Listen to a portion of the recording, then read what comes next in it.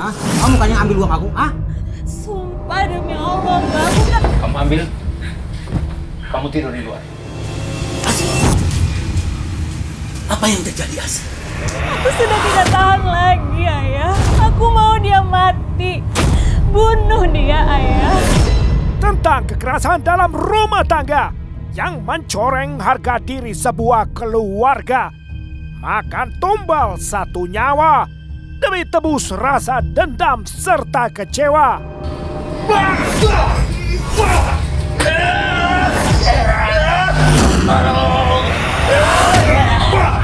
Sesaat lagi di Rajapati.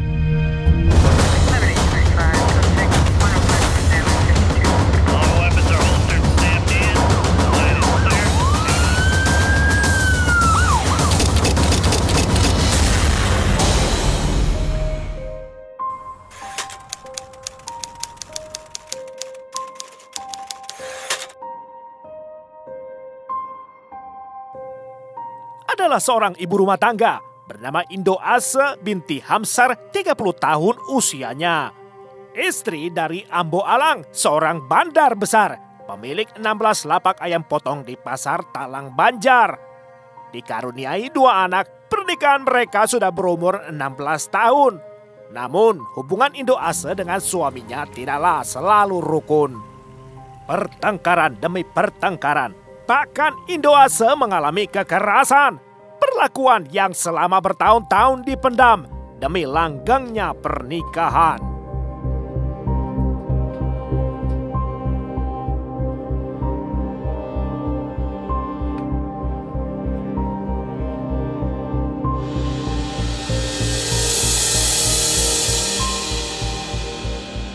Ambo Alang sosok pekerja keras, sehari-hari mencari nafkah di pasar sehingga perangainya pun terbilang kasar. Tidak terkecuali terhadap Indo Ase istrinya, anggota keluarga, apalagi pegawainya. Buktinya, Ambo Alang tak segan memecat Jamal adik iparnya karena dianggap tidak becus bekerja padanya. Tanpa kompromi, Ambo Alang pun benci basa-basi. Abang cari apa, Bang? Abang cari apa? Siapa tahu aku bisa bantu, Bang.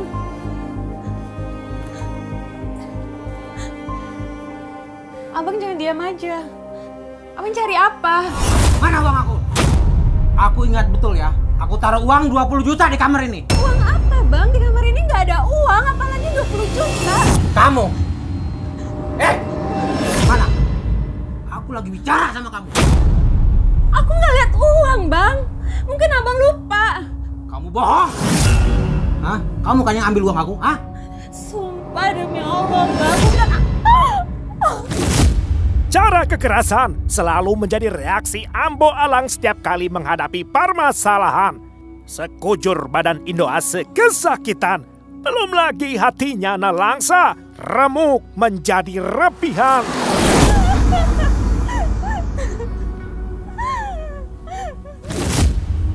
Indo Ase bersumpah serapah mengutuk perlakuan Ambo Alang pada dirinya laksana sampah. Menyusul pola penyesalan, sia-sia 16 tahun mengarungi pernikahan.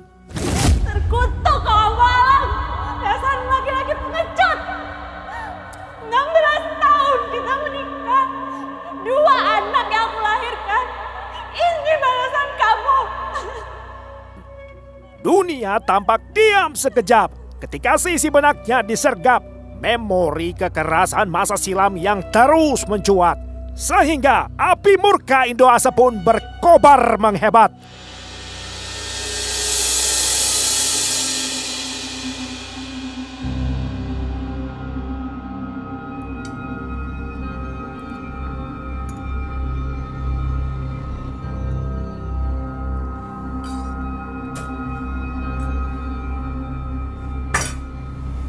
Kamu makanan basi, kamu kasih ke saya. Enggak, Bang. Enggak. Nih, kamu coba. Hah? Basi kan? Hah?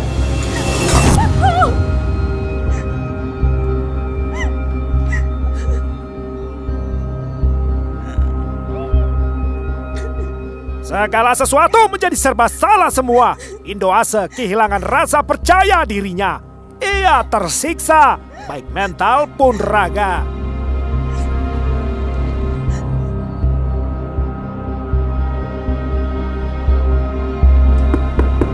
Bang, bukain bang. Bang.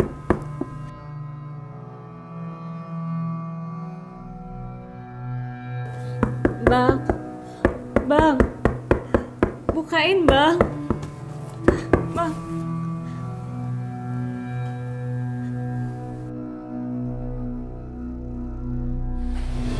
Oke, kamu ambil. Kamu tidur di luar. Tapi bang, mau buka bang.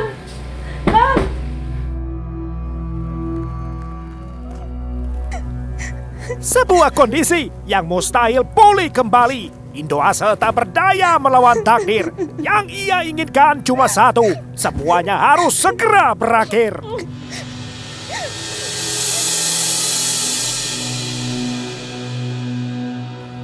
Indoase berhitung, soal nasib bukannya untung, malah buntung.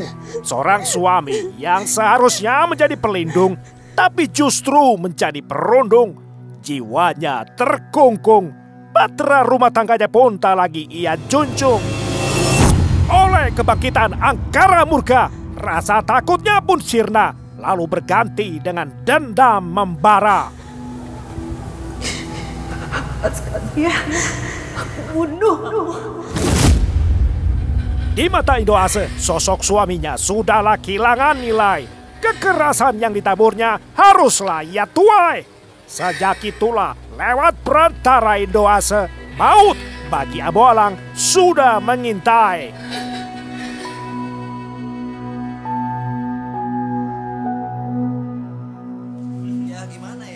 Konflik Indoase dengan suaminya bukanlah kali pertama. Sementara di tempat terpisah, di Jalan Pancakarya di kelurahan yang sama, ayah kandung Indoase bernama Hamsar Siri sedang menikmati suasana sore sembari menyeruput kopi. Ia asik berbincang membahas segala rupa dengan anak kandungnya Jamal dan Aswar anak tirinya. Ada juga Jamaludin alias Jamak, jangkal ayam bekas pegawai Ambo Alang yang didepak. Namun nikmatnya luruh ketika mereka melihat Indoase tergopoh-gopoh datang dari jauh. Asih, apa yang terjadi Asih? Mengapa wajah kamu penuh luka lebam? Siapa yang menganiaya kamu? Siapa? Ambo Alang, menantu ayah. Semalam aku dihajar habis-habisan. Aku dituduh mencuri uang 20 juta. Apa? Dasar pengecut! Berani-beraninya dia menganiaya perempuan. Laporin saja dia ke polisi. Tidak ayah, jangan libatkan polisi. Kali ini dia harus diberi pelajaran atas semua perbuatan. Aku sudah tidak tahan lagi, ayah. Aku mau dia mati. Bunuh dia, ayah. 16 tahun menikah, nggak ada artinya. Iya Pak, bunuh saja dia. Sudah lama saya perhatikan dia merongrong keluarga. Seperti tidak ada harga dirinya kalian yang buat. Tidak. Jangan gegabah. Kalian pikir itu mudah? Jangan Asih. Lebih baik kamu bercerai sama dia. Ujung-ujungnya bisa kan? Tidak, ayah. Lebih baik aku mati. Ayah. Apa ayah tidak peduli? Apa ayah mau aku disiksa sampai mati? Setiap hari, ayah. Apa ayah tega? Apa ayah mau melihat aku mati? Tapi ayah tidak bertindak apa-apa. Jika memang tidak ada jalan lain, maka jadilah permintaan kamu, Asih. Saya turuti. Dengan kalian semua ya. Siapa saja yang berani menghabisi nyawa Ambo Alang, akan kuberikan hadiah 30 juta. Dan tanahku yang ada di Parituakal Riau akan kuberikan 2,5 hektar. Nyawa Ambo Alang pun menjadi objek sayembara berhadiah. Hamsar Siri menyediakan uang 30 juta rupiah ditambah sebidang tanah. Sehingga motivasi bukan lagi sekedar dendam saja, tapi kini bertambah soal harta pula.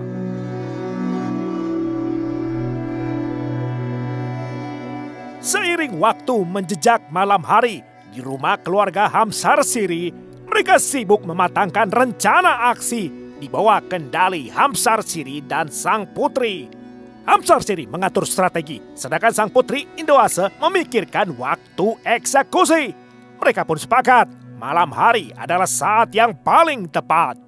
Jamal, kamu siap? Kamu siap jadi eksekutornya? Siap, Ayah. Tugasmu sederhana. Tunggu aba-aba, baru masuk ke dalam rumah. Habisin kakak iparmu itu. Habisin dia. Pastikan situasi sudah aman. Dan pastikan dia sudah tidur lelap. Maaf, Pak. Biarkan saya membantu Jamal.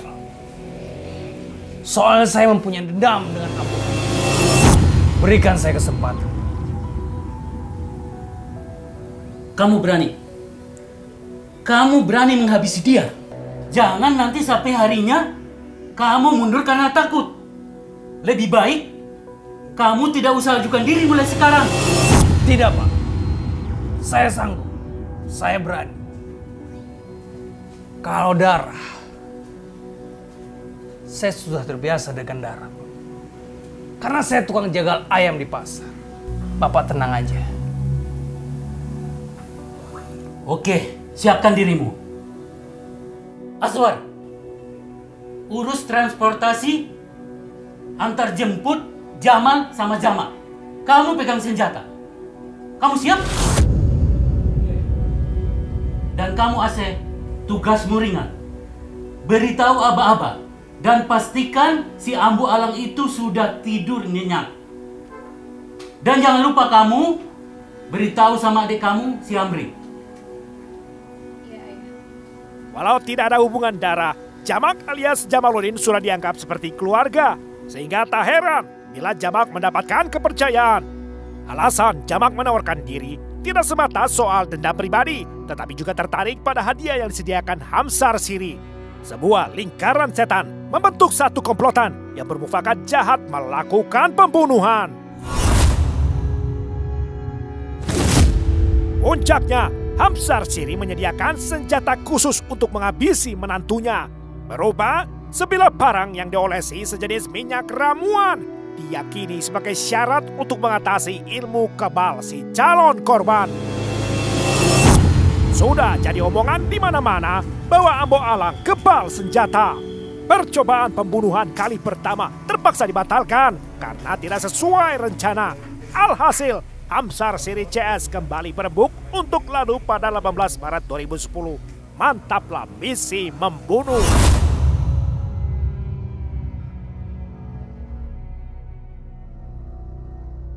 Menjelang tengah malam, suasana rumah Ambo Alang di lorong Singosari tampak sepi mencekam. Menunggu Ambo Alang tertidur lelap, jarum waktu terasa berdetik lambat bagi komplotan jahat. Mal. Si Amri udah balas SMS belum? Terus Ambo Alang udah tidur belum? Belum. Kita tunggu aja. Akankah Ambo Alang mati di tangan dua pemuda ini? Duo eksekutor sudah bersedia-sedia dengan senjata telanjang di tangan mereka. Udah, kamu tenang aja, jangan berisik. Ayah udah SMS kakak dari tadi siang. Jadi nggak mungkin dia ketiduran. Amri SMS. Duet pembunuh bayaran singgah sesaat di halaman rumah calon korban menunggu dibukakan pintu depan.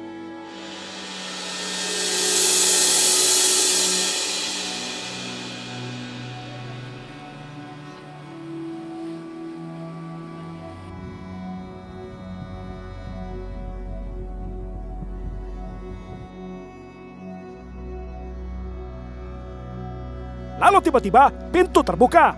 Tampaklah Amri, si adik bungsu, memberi kode pada mereka. Lantas Amri si remaja 16 tahun meninggalkan rumah pergi sendirian. Jamal dan Jamak bergegas masuk kamar Amri untuk bersembunyi. Lagi, keduanya menunggu aba-aba sebelum beraksi.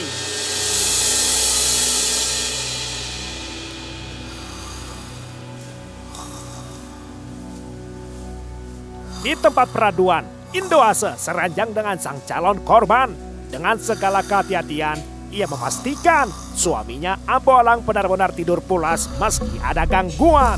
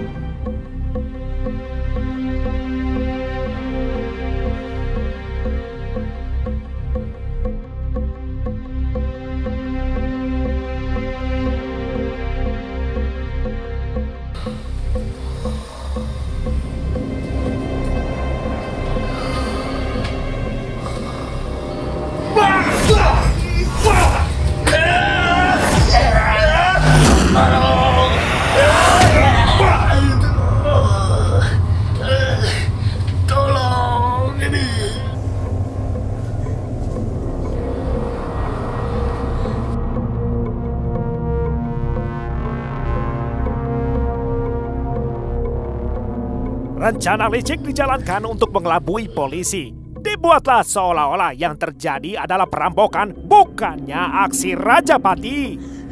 Jamak, gimana? Udah mati apa belum? Sudah, Kak. Kalian jangan pergi dulu. Kalian ikat kaki dan tangannya. Sumpel juga mulutnya pakai kain. Biar seperti perampokan. Dan jangan lupa juga kalian bawa sepeda motornya di ruang tamu. Ngerti kalian? Iya, Kak.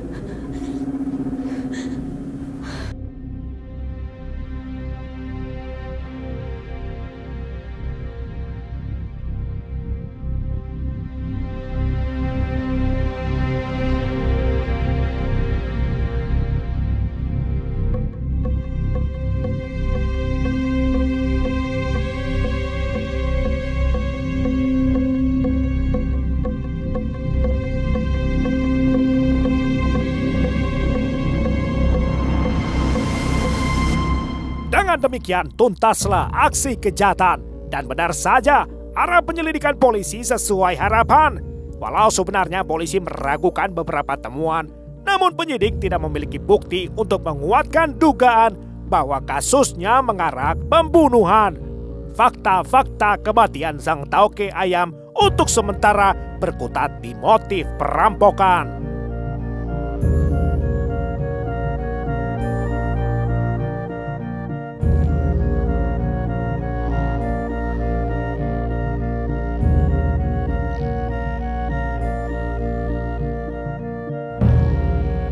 Bulan setelah suaminya mati, Indoase menikah lagi. Naik pelaminan bersama Riko yang selama ini diduga pria selingkuhan. Sementara harta warisan korban dari 16 lapak habis dijual Indoase hingga tersisa tinggal 3 lapak. Polisi diam-diam terus memantau segala kejanggalan.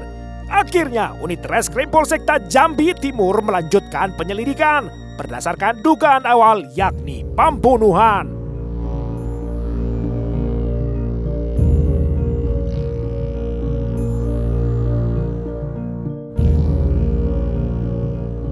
Polisi pun menggilir jadwal pemeriksaan. Hamsar Siri, Indoase, serta adik-adiknya dimintai lagi keterangan. Sampai polisi akhirnya mendapatkan terobosan ketika polisi berhasil menangkap Jamak dan Jamal saat dalam pelarian.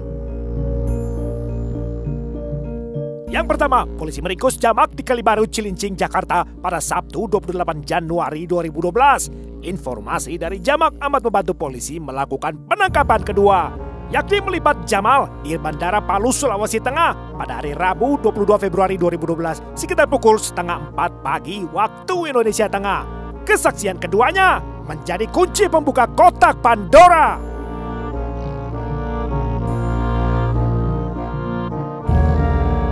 Singkat cerita, di awal tahun 2012 mereka reuni keluarga, tetapi di dalam kamar sel Mapolsekta.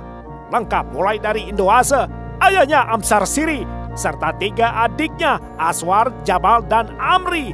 Ditambah pula Jamak, orang terdekat mereka. Mereka ditetapkan sebagai tersangka, dijerat pasal pembunuhan berencana dengan ancaman hukuman sesuai masing-masing peran mereka. Majelis Pengadilan Negeri Jambi menyatakan bahwa Indo Ase serta ayahnya Hamsar Siri terbukti menjadi dalang pembunuhan berencana sehingga diganjar hukuman pidana 20 tahun penjara. Kemudian Jamal dinilai terbukti secara meyakinkan melakukan pembunuhan terhadap korban, lantas diganjar hukuman pidana 18 tahun penjara. Kedua adiknya, Aswar dan Amri, juga tak lepas dari hukuman penjara. Aswar kena vonis 15 tahun, sedangkan dalam sidang terpisah sebab masih di bawah umur, Amri diganjar vonis penjara 4 tahun. Dan terdakwa terakhir, Jamak alias Jamaluddin, juga dinyatakan bersalah melakukan pembunuhan berencana. Majelis hakim yang diketuai Hakim Nelson Sitanggang mengganjarnya dengan hukuman pidana 20 tahun penjara. Keadilan akhirnya ditegakkan setelah 2 tahun kemudian.